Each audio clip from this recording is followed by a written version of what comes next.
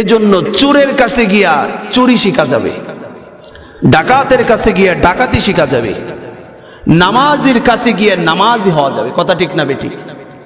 নেককারের কাছে গিয়ে নেককার হওয়া যাবে। मेरे भाई दोस्तों बुजुर्गो, सोहबते सालेह तोरा सालेह कुनाद, सोहबते तालेह तोरा तालेह कुनाद। ভালো মানুষের সংস্পর্শ মানুষকে ভালো বানায়, খারাপ মানুষের সংস্পর্শ মানুষকে খারাপ বানায়।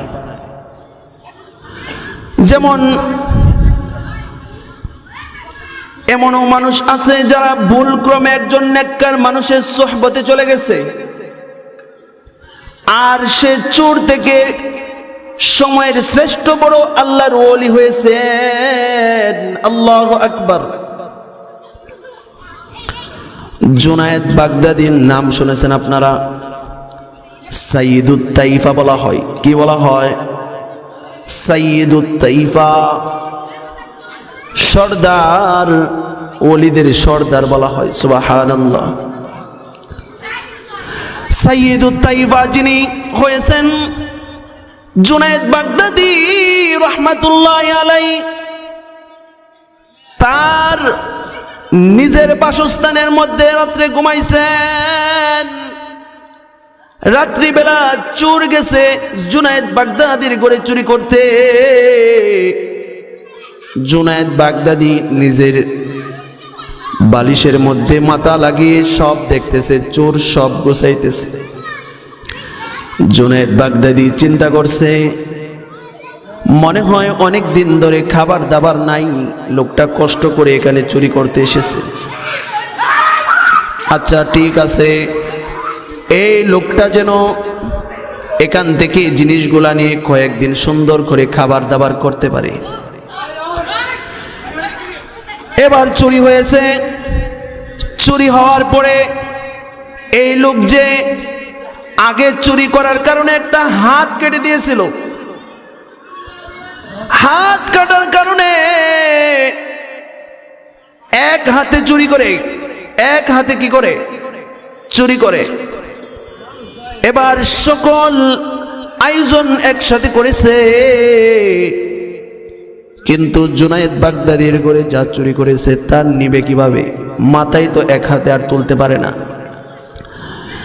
জুনায়েদ বাগদাদী রাহমাতুল্লাহ আলাইহি চিন্তা করতেছেন, এই লোকটাকে আমি কেমনে সাহায্য করতে পারি। সুবহানাল্লাহ। জুনায়েদ বাগদাদী রাহমাতুল্লাহি আলাইহি নিজের ঘরের সামান তার মাথায় তুলে দিবে কিভাবে সেই চিন্তা করতেছেন। আল্লাহু আকবার। চিন্তা করতেছেন, আমি যদি এখান থেকে উঠে সরাসরি তার সামনে যাই তাহলে হয়তো এখান থেকে সে পলায়ন করতে পারে, আর লোকটা কষ্ট করবে। দেখাই যাচ্ছে একটা হাত নাই, এই লোকটা মনে হয় অনেক কষ্টে দিন কাটে। নিজের আরামের ঘুম ছেড়ে উঠে গেছেন, অন্য একটা দরজা দিয়ে তার সামনে গেছে, বলে ভাই চলো আমি তোমার মাথার মধ্যে তোমার বোঝাটা উঠায় দেই। বলে তাও যদি কষ্ট হয় আমি আমার মাথায় নিয়ে নেই। আল্লাহু আকবার।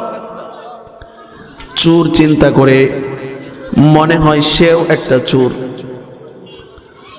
যাক তাকে কিছু ভাগ দিয়ে দিব নে, এমন একটা লোক পেয়েছি, এটা বড় ভাগ্যের ব্যাপার। জুনায়েদ বাগদাদী রাহমাতুল্লাহ আলাইহি নিজের বাড়ির সামানা নিজের মাথায় করে চোরের বাড়ি দিয়ে এসেছে।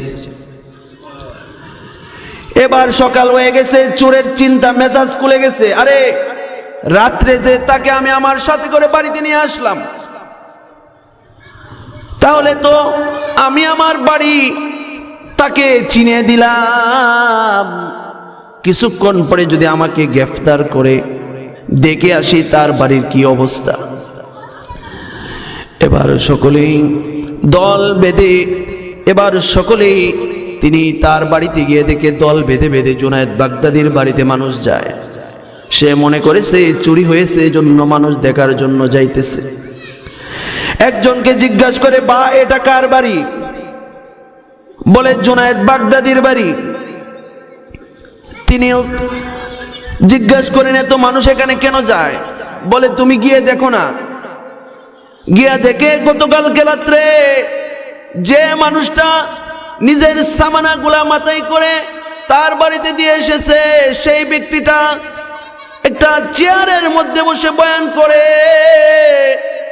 আর সামনের মানুষগুলা চোখের পানি ছেড়ে আল্লাহর কাছে কান্না করে। আল্লাহু আকবার।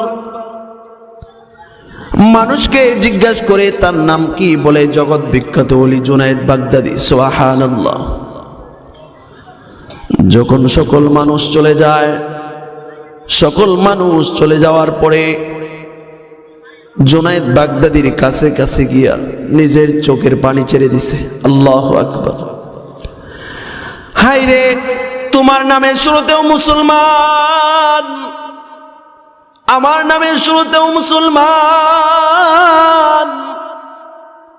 আমি আমার জিন্দেগির 60 বছর 70 বছর চুরি করে কাটিয়ে দিছি, কতই না মানুষের হক নষ্ট করেছি। তুমি জুনায়েদ বাগদাদি এত বড় আল্লাহর ওলি, তোমার ঘরও বাকি রাখি নাই, তোমার ঘর থেকেও চুরি করেছি। জুনায়েদ বাগদাদি আর কখনো নামাজও ছাড়ব না, কখনো গুনার কাজ করব না। ইতিহাস বলে হাত কাটা চোর, হাত কাটা আল্লাহর বলো ওলি হয়ে দুনিয়া থেকে বিদায় নিয়েছে।